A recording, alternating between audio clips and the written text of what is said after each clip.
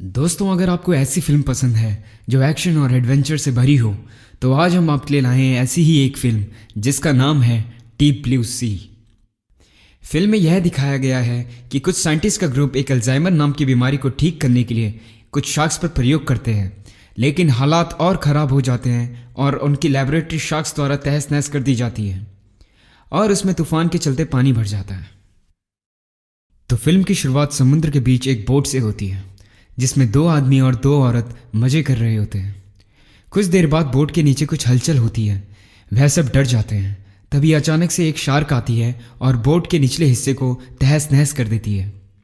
Boat हिलने के कारण वो चारों लोग पानी में गिर जाते हैं और ज़ोर ज़ोर से चिल्लाने लगते हैं। उनके तरफ एक शार्क तेज़ी से बढ़ रही होती है। तभी एक आदमी जिसका नाम कार्टर होता है वो पीछे से उस शार्क को एक रस्सी वाली बंदूक के द्वारा अपने बोट से फंसा लेता है और वह शार्क आगे बढ़ नहीं पाती, जिससे उस आदमी और औरत की जान बच जाती है। फिल्म में आगे डॉक्टर सुसैन नाम की एक साइंटिस्ट एक बैंकर से अपने लैबोरेटरी के सिलसिले में मिलने जाती है और कहती हैं कि उसे थोड़ा और वक्त दें ताकि वह अपनी रिसर्च को पूरा करके उसका प्रूफ कर सकें। बैंकर कुछ सोचने के बाद सुसैन को 2 दिन की मोहलत देके उसके साथ अपना एक कॉर्पोरेट एग्जीक्यूटिव रुसेल फ्रैंकलिन को भेजकर उस जगह की पूरी जांच पड़ताल करने को कहता है। वह दोनों एक प्लेन के माध्यम से समुद्र के बीचों बीच अपने लैबोरेटरी पर पहुंच जाते हैं जिसका नाम एक्वेटिका है। कहानी में आगे सुसैन और रुसेल को जैनिस, जो कि एक साइंटिस्ट ग्रुप की मेंबर रहती है, वह दोनों का स्वागत करती है और सुसैन रुसेल को कार्टर से परिचय कराती है, जो एक गोताखोर और शार्क को पकड़ने वाला कर्मचारी था। सुसैन रुसेल को अपनी लैबोरेटरी में ले जाती है और उधर कार्टर एक शार्क को पकड़कर लैबोरेटरी में ले आता है। सुसैन और जिम उस शार्क पर तुरंत प्रयोग शुरू कर देते हैं और उनका प्रयोग सफल हो जाता है। वहाँ पर सारा खुशी का माहौल हो जाता है और तभी जिम सिगरेट निकालकर पीना शुरू कर देता है और तभी अचानक शार्क को होश आ जाता है और वह जिम का दाहिना हाथ खा जाती है और वहाँ सभी लोग घबरा जाते हैं। ब्रेंडा, जो एक टावर ऑपरेटर रहती है, तुरंत हेलीकॉप्टर को मदद के लिए बुलाती है, लेकिन तूफान के चलते हेलीकॉप्टर को लैंड कराने में बहुत परेशानी होती है और हेलीकॉप्टर लैंड नहीं कर पाता। तब वह लोग जिम को एक रस्सी के सहारे हेलीकॉप्टर तक पहुंचाना चाहते हैं। जिम को हेलीकॉप्टर की रस्सी से बांध दिया जाता है और वह सब तूफान से बचने के लिए वापस लैब के अंदर आ जाते हैं, यह सोचकर कि जिम की जान बच जाएगी, लेकिन हेलीकॉप्टर की रस्सी कुछ कारण से फंसकर पूरी खुल जाती है। जिम नीचे समुद्र में जैसे ही गिरता है वैसे ही उसे एक शार्क दबोच कर लेती जाती है और उसके साथ साथ हेलीकॉप्टर भी टावर से क्रैश हो जाता है, जिससे ब्रेंडा की धमाका होने से मौत हो जाती है और पूरे लैबोरेटरी में आग लग जाती है। टावर के क्रैश होने से सारा तूफान का पानी धीरे धीरे करके उस लैबोरेटरी में घुसने लगता है, जिससे लैबोरेटरी धीरे धीरे समुद्र में डूबने लगती है। सुसैन सबको यह बताती है कि शार्क पर रिसर्च करने से शार्कों का दिमाग समान औसतन से तेज हो गया है और वो चालाक हो गई हैं। तभी रुसेल और लैबोरेटरी में मौजूद लोग देखते हैं कि कोई चीज़ तेज़ी से उनकी ओर बढ़ रही है। वह और कोई नहीं बल्कि एक शार्क रहती है जो अपने जबड़ों में जिम को दबाकर तेजी से लैबोरेटरी के शीशे की ओर टकरा देती है, जिसके कारण शीशा टूट जाता है और समुद्र का पानी बहुत फोर्स में अंदर आ जाता है। फिर सारे लोग बाहर जाने वाले दरवाजे की ओर भागने लगते हैं। दूसरी ओर जैनिस सुसैन को जिम का कातिल मानती है और उसे कोसती है। सारे लोग कुछ ही दूर जाते ही एक सूखी जगह पर पहुंचते हैं जहां समरसेबल रहता है, लेकिन बदकिस्मती से वह खराब रहता है। सब वहां से निराश होकर चले जाते हैं। उधर रुसेल उन सब से कहता है अब तैर कर बाहर जाने के सिवाय कुछ नहीं बचा, लेकिन कोई उसकी बात से सहमत नहीं होता। फिर पलक झपकते ही एक शार्क रुसेल को खा जाती है, जिससे उसकी मौत हो जाती है और वहां पर डर का माहौल बन जाता है। सबसे ज्यादा तो टॉम ये घटना को देखकर डर जाता है, लेकिन कार्टर के समझाने पर वो सब एलिवेटर शाफ्ट की ओर भागने लगते हैं और एक सीढ़ी के सहारे ऊपर जाने लगते हैं। तभी अचानक धमाके से सीढ़ी टूट जाती है और जैनिस पानी में गिर जाती है, जहां पर एक शार्क उसे खा जाती है। कार्टर को अफसोस होने लगता है कि वह जैनिस की जान नहीं बचा पाया।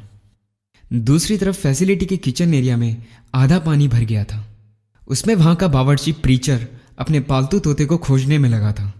तभी अचानक वह देखता है कि उसकी तरफ एक शार्क तेजी से आ रही होती है और वह भागकर किचन में छुप जाता है, लेकिन शार्क वहां भी आ जाती है और प्रीचर को मारने का प्रयास करती है। तब प्रीचर की नज़र वहाँ रखे ओवन की तरफ जाती है और वह उसमें अपने आप को बचाने के लिए घुस जाता है, लेकिन शार्क उस पर लगातार हमला करती रहती है।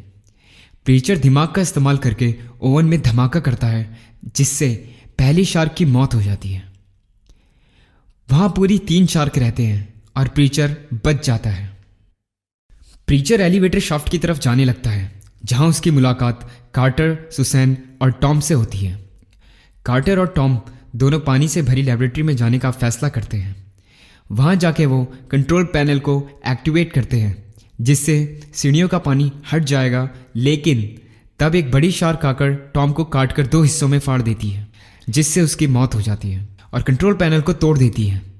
यह देखकर डरा हुआ कार्टर वापस भागकर खुद को सुरक्षित वहाँ से निकाल लेता है। उधर दूसरी तरफ सुसैन लेबोरेटरी में अपने रिसर्च से जुड़े कुछ सामान लेने जाती है। तभी वहाँ उसका एक शार्क से सामना होता है। वह अपनी जान बचाने के लिए एक टेबल पर चढ़ जाती है, लेकिन शार्क लगातार उस पर हमला करने लगती है। तभी सुसैन की नज़र एक बिजली की तार पर पड़ती है। वह उसको लेके अपने रबड़ से बने हुए कपड़े उतारकर उस पर चढ़ जाती है, ताकि उसे बिजली के झटके ना लगें। और जैसे ही शार्क उस पर हमला करने आती है, वह तार को उखाड़कर शार्क पर फेंक देती है, जिससे शार्क को बहुत जोर से बिजली का झटका लगता है और वह तड़फड़ा कर मर जाती है। लेकिन इस हादसे में सुसैन का रिसर्च किया हुआ सामान भी नष्ट हो जाता है। कार्टर, सुसैन और प्रीचर सब एक डिकम्प्रेशन चैम्बर में होके पानी के सतह में जाते हैं। उसी दौरान प्रीचर को लास्ट वाली शार्क दबोचकर मारने की कोशिश करती है, लेकिन प्रीचर साहस दिखाते हुए अपने गले में पहने लॉकेट से शार्क पर हमला करने लगता है। उसकी वजह से शार्क की आंखों में लॉकेट लग जाता है, जिससे वह प्रीचर को छोड़ देती है और कार्टर उसे तैरकर बचा लेता है। फिर सुसैन उसकी मरहम पट्टी कर देती है, जिससे उसकी जान बच जाती है। कार्टर को समझ आने लगता है कि शार्क्स ही पूरी फैसिलिटी को तूफान के हवाले करती हैं, क्योंकि वह कमज़ोर फैन से होकर खुले समुद्र में भागना चाहती हैं। सुसैन कहती हैं कि उन्हें मिलकर उस आखिरी शार्क को भी मारना होगा और उसे खुले समुद्र में जाने से रोकना होगा। कार्टर और सुसैन तुरंत इस काम में लग जाते हैं। कार्टर रस्सी वाली बंदूक में ढेर सारा बारूद भर देता है और सुसैन को कहता है कि उसके लोहे के छोर को बैटरी में सटा देना जब वो कहे। लेकिन शार्क भागने लगती है और कार्टर उस पर निशाना नहीं लगा पाता। तब सुसैन खुद का हाथ काटकर अपने आप को शार्क का चारा बना लेती है, यह सोचकर कि शार्क अगर पास आएगी तो कार्टर निशाना लगा के मार देगा। लेकिन कार्टर उसको बचाने के लिए कूद जाता है और इसके सामने शार्क सुसैन को 2 टुकड़े करके खा जाती है। और फिर कार्टर शार्क को पकड़कर उसके साथ जाने लगता है।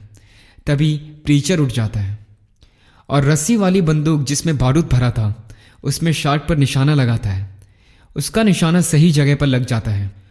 उसके बाद कार्टर उससे छोर को बैटरी से जोड़ने को कहता है, जिससे धमाका होगा, और प्रीचर उसकी बात मानकर छोर को बैटरी से सटा देता, जिससे बारूद फट जाता है और शार्क के चिथड़े उड़ जाते हैं।